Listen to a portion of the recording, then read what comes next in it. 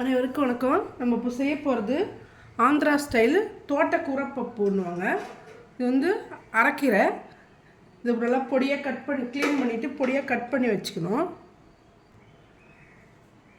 துவரம்பருப்பை கழுவிட்டு அதெல்லாம் போட்டுக்கணும்.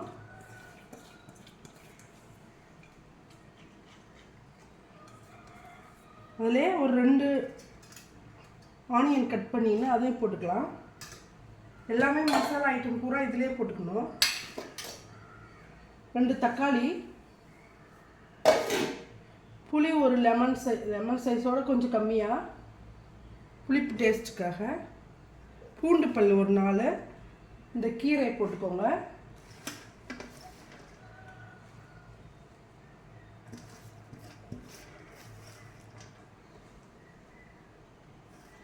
இதிலே மசாலா கொஞ்சம், உப்பு கொஞ்சம் போட்டுக்கலாம். இதில் கொஞ்சம் மஞ்சள் பொடி போட்டுக்கலாம்.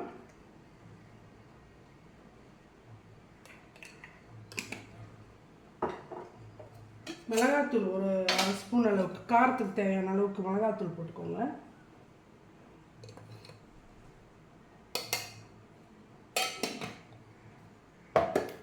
இதுக்கு தேவையான அளவு தண்ணி ஊற்றிட்டு கொஞ்சம் உப்பு போட்டு மூடிடலாம்.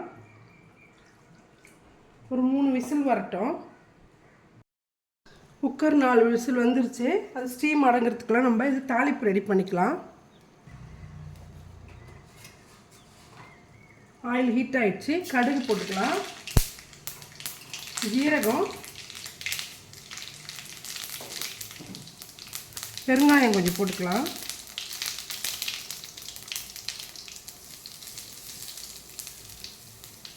பூண்டு பல் ஒரு 3 பல் தட்டி போட்டிருக்கேன். அது கொஞ்சம் கலர் மாறட்டும். நம்ம ஏற்கனவே குக்கரில் நல்லா பருப்பு வேக வச்சு கீரை எல்லாம் போட்டு வேக வச்சுருக்கோம். அதை இதில் ஆட் பண்ணிடலாம்.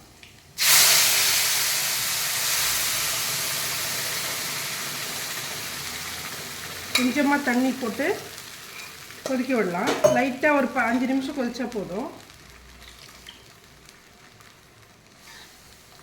இந்த மாதிரி திக்காக தான் இருக்கணும் பருப்பு.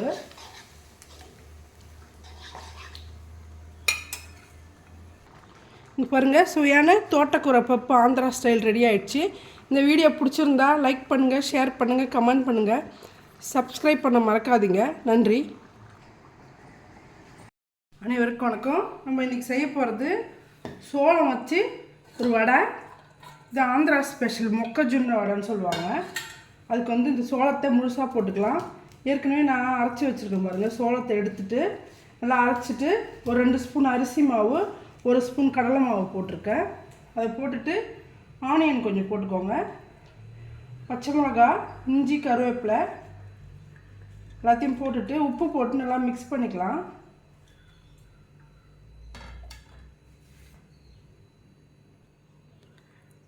உப்பு போட்டுட்டு நல்லா மிக்ஸ் பண்ணிவிட்டு நம்ம வடை மாதிரி தட்டிக்கலாம்.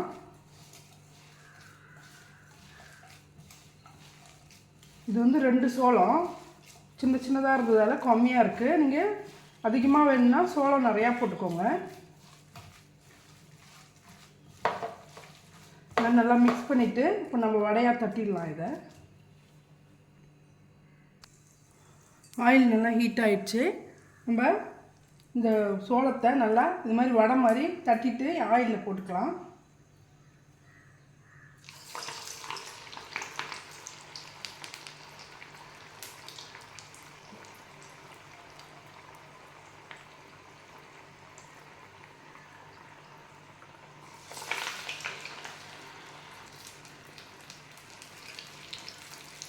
நல்லா ஃப்ரை ஆகிட்டுருக்கு. இந்த டைம் நம்ம மெதுவாக திருப்பிக்கலாம்.